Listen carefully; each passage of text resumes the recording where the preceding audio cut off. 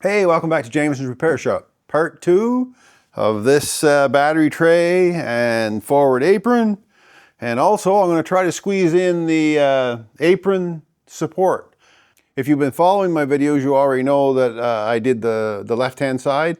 So basically it's the same process, except for this side here, the apron support assembly that goes back here. It's a piece of like a 16 gauge metal that goes along up to about here, from here to here, and they get rusted out. This one isn't in terrible shape, but it's rusted, so it needs to be repaired. Okay, so let's get this area cleaned up. This is where the ventilation for the battery is. I'll back up a little bit so you can see. There we are. And this is the front of the car, rad support. So this is going to need this bracket, this old wire loom hanger taken off, and I'm going to probably end up going somewhere behind, maybe over to there, at least that far, halfway between, and rebuilding this piece. So I'll have to make a piece for it, but first we'll clean up this this flange area.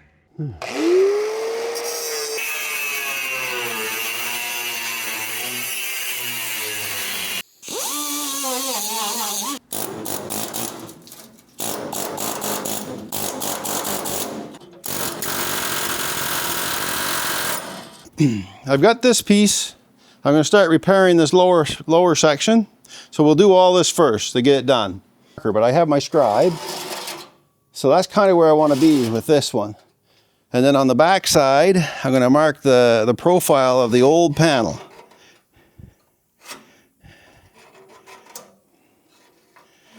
And that'll be my guide, is the old panel profile. So that's what I'm going to go with.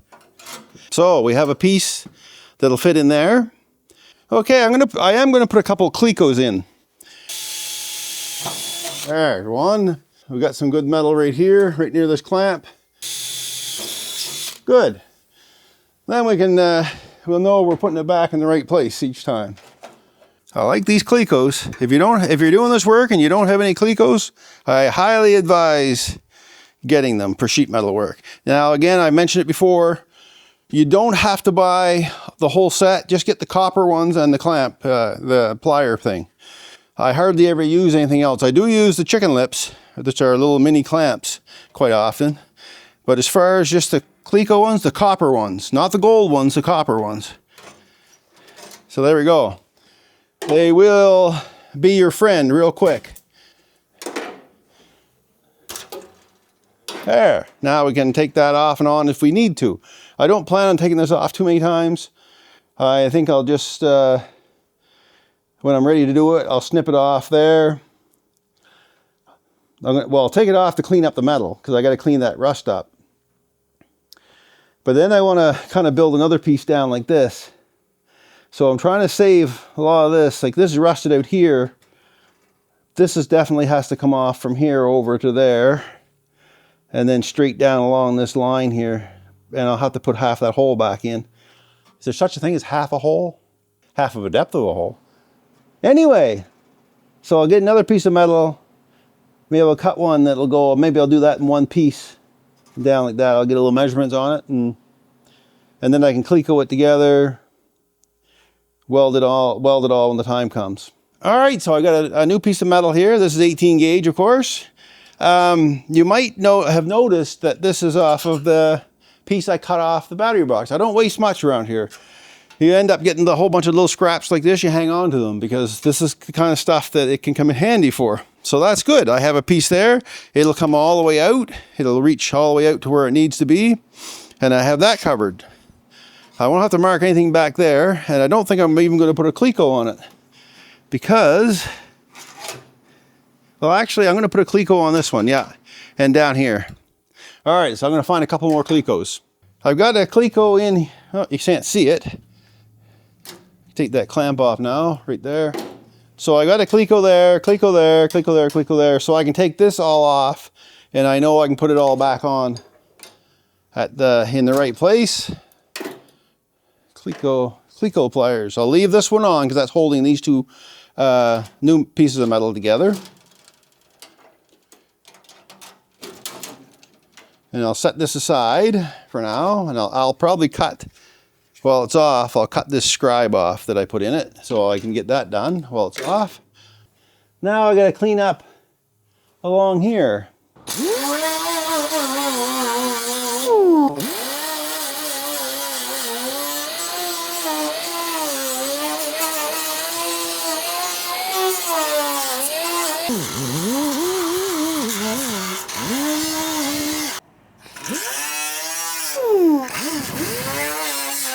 These are miserable. These little, they're almost like upper cowl vents for in your car. Concrete and metal prep. And this stuff is like 20 to 30% phosphoric acid. I'm going to do that whole panel because why not? Good. We'll let that percolate. So let's get this back on. Let's address this area right here. So I'll put it back on. This area here has to be cut out. So I need to put a mark on and then take this back off. Now I'm going to scribe it off with my scribe. So I know I'm not going to cut this. I just want to expose this up here first. So that's really the only line I'm looking for is how much to take off up here. And it could be bad behind that yet too.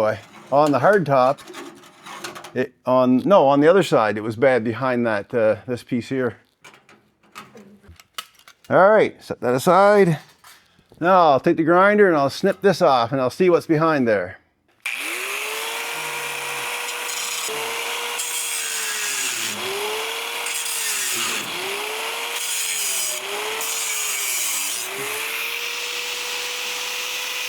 Rusty! All right, have to clean that off. It looks pretty good.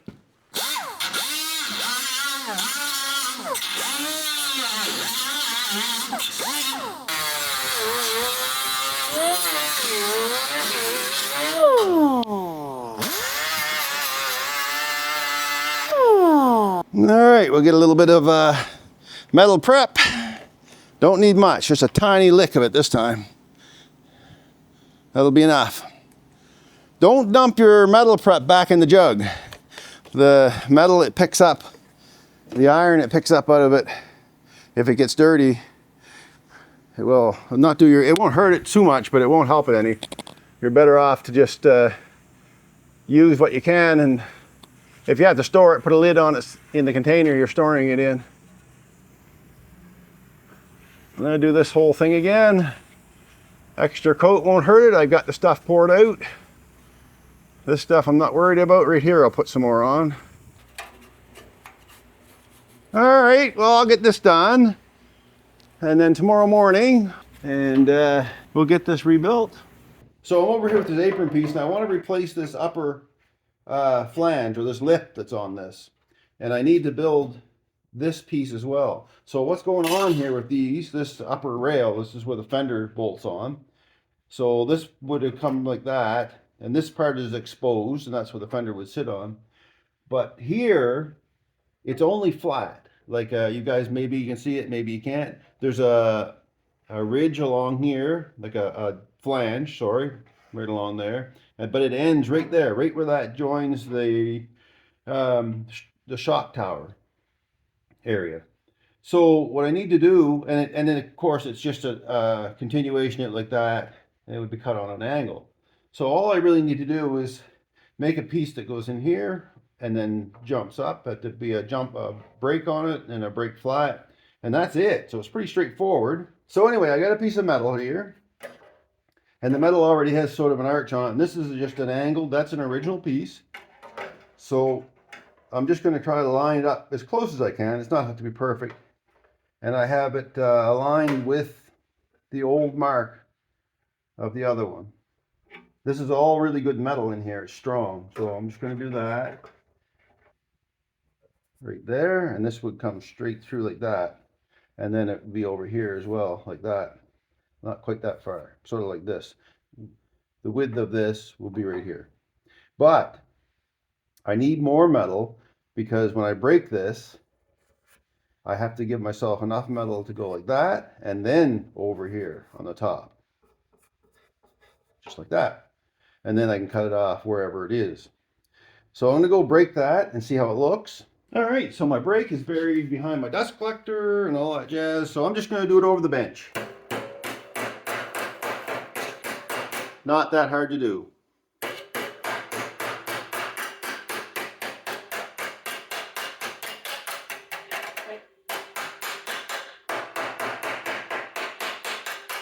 And I can crispen it on my rail if I need to.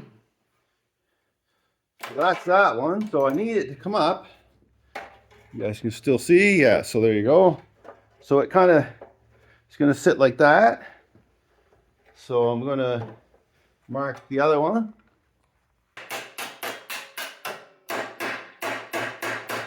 That looks terribly high, but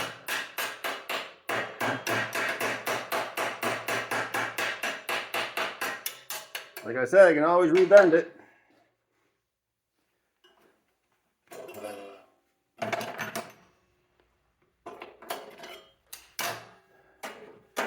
Yeah, it's way high. Yeah. Let's do that one again.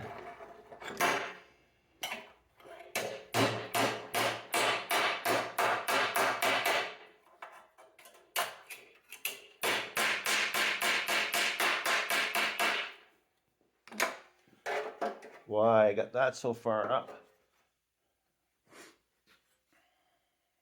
That's only like a half an inch.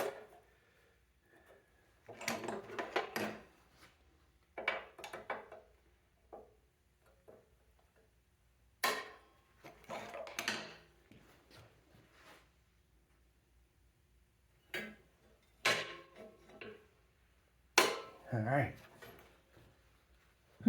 Start it around.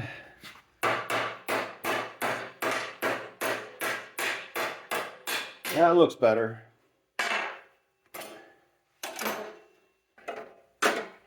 All right, good. I can live with that. So we got this piece made. Put that aside. I'm going to clean this up a little bit here. Then we'll tack it on.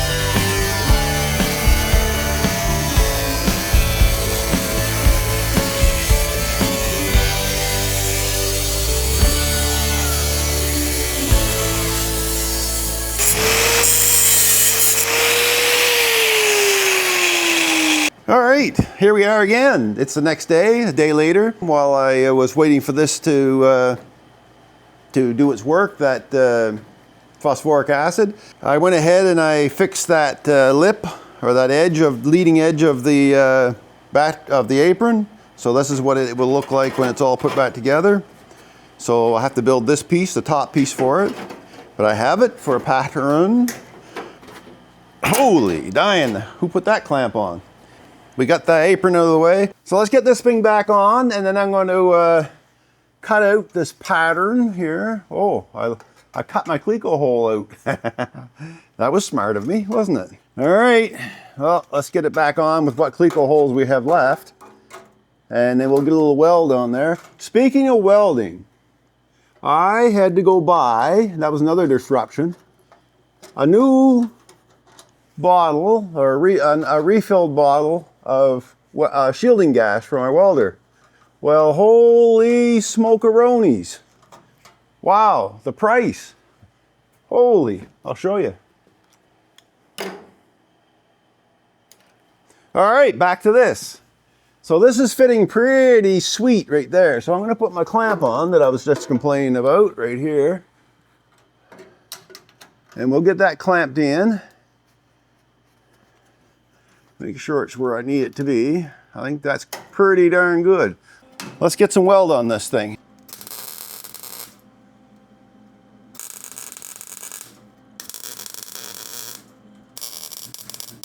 All right, so I've got that all tacked on there now. I almost forgot. I went to weld this and I almost forgot I didn't cut the depth off this thing. So I'm gonna need a clamp on there now.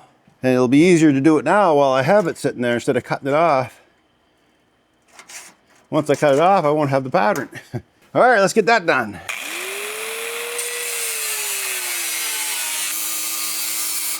All right.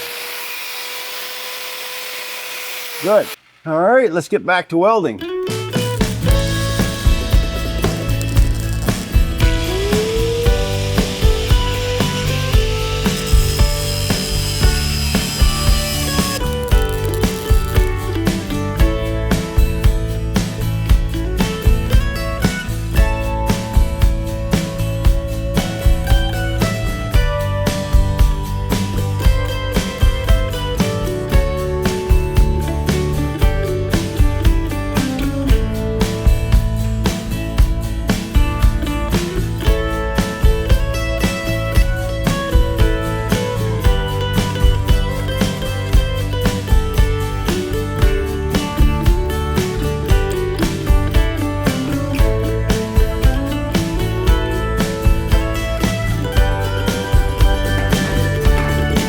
All right, there now. I got an idea welded in, ground up. I welded the back side too, but it's not ground on the other side. So I just wanted to see if this thing is going to fit in there decent, which I know it will because I already had it in there. Which way does that go anyway? You guys saw. All right, I had it like this, so I could flick it up in there like so, and up underneath the old piece and up under there. So now we've got this ready to be fitted about 10,000 times before we get it all cut and put in. I think what I'm going to do now, I think I'm going to start working on this section. Wow. I think I'm going to clean up. All right, so I think what I'm going to do is start working in here. All right, so what are we looking at now for here? Well, what I'm looking at is this area right here. It runs right along. As you can see, I think the mice get at it. So I'd like to take it back. Yeah, that's weak right there. I can poke through. Good. So I'd like to come back to right to this notch right here. Sort of roughly like this. So this is what my plans are. So it looks like the whole thing's going to have to be replaced, this whole section. So I think probably the best thing is to do is I'm going to cut it out and then get rid of the old pinch welds, see what needs to be fixed in behind, because this is like a boxed section. So it's got a top on it, and it's made of two pieces if I remember correctly. So the top goes over, down, and comes in through here. So it's just like an L shape. And then the bottom, which is this part, goes in, down, L shape, but has flanges on it. Easiest way to describe that. So I think, since I've already done it and I know where I'm facing, I'll be looking at replacing some of the L in the back as well. I think I'm going to just cut this right out and snip it off there. Cut it right along here and get rid of all this. This isn't holding much anyway. It looks like it's pretty much gone. But I think the first step is to just cut it along there and cut along there. And then we can see how that L is in the back. I can already see there's a great big hole in it. So how far back it goes, I don't know. So also, I'm just feeling back there, and it just reminded me of that the L shape in the back is made in two pieces. So it goes in part way because it's meant to be like a support. So it needs to have some overlap. So it's made in sections. So you can see right here is where the forward part starts, and then behind it, which you can't see, it steps out a little bit and then comes back all the way. So I just forget how far it goes. I think the lap goes to about here and to here. So there's a good 1.5 to 2 inches of lap, sort of like that. But we'll see. Enough talking. Let's get at it. So I'll get the grinder, and we're going to cut that out. Now I'm going to move you guys out of the way because you've seen me grind and cut lots already, but it's hard on my cameras. The stuff gets in the camera lenses, and I have protectors on them, but it ruins them. So anyway, we'll get this cut out, and I'll get right back to you. Well, there it is. Look at that. 61-year-old. And it still has bare metal, shiny bare metal inside that support brace. But as you can see, the lack of any kind of rust protectant took its toll. Anyhow, I'm going to peel it off here. I'll make a piece that goes from here forward. I'll probably fish plate the whole thing with some 16 gauge just to give it some strength. I don't really want to take that joint apart. It's solid, front and back. Yeah, it's a solid piece. So I go from there forward and replace that. And this is kind of what we're looking at here. It's a wedge shape.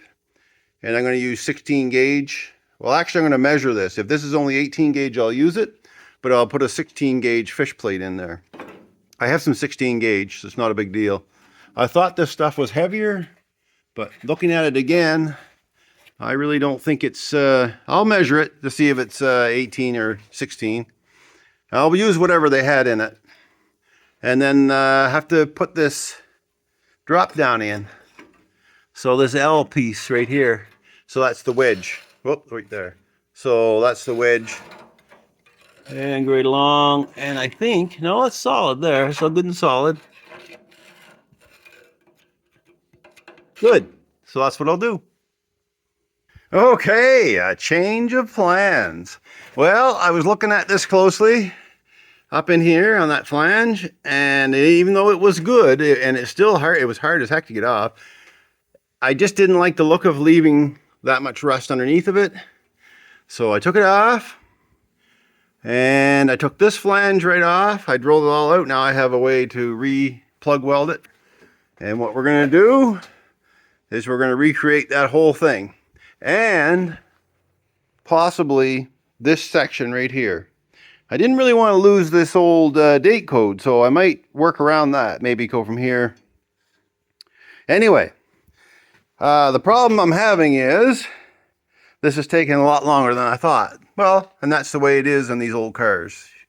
You can't really plan to be done at a certain time because a lot of times you end up just not getting the work done that you think you're going to get. So this area right here is going to take a lot longer than I was anticipating.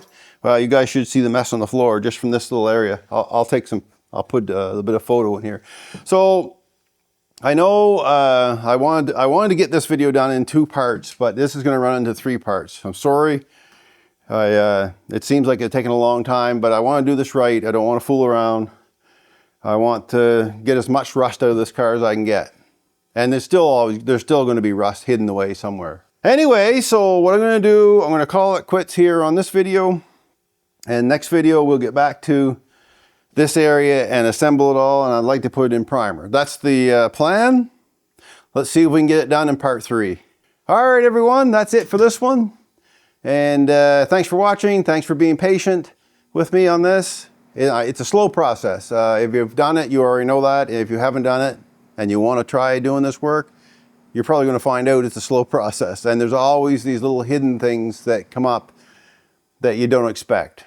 Anyway, you do expect them because it's a rusty old car. But you hope that they're not there. I think that's more the words that I'm looking for, is the hope that they're not there. However, my experience is they're there. All right, everyone. We'll call our quits here and we'll catch up with you in part 3.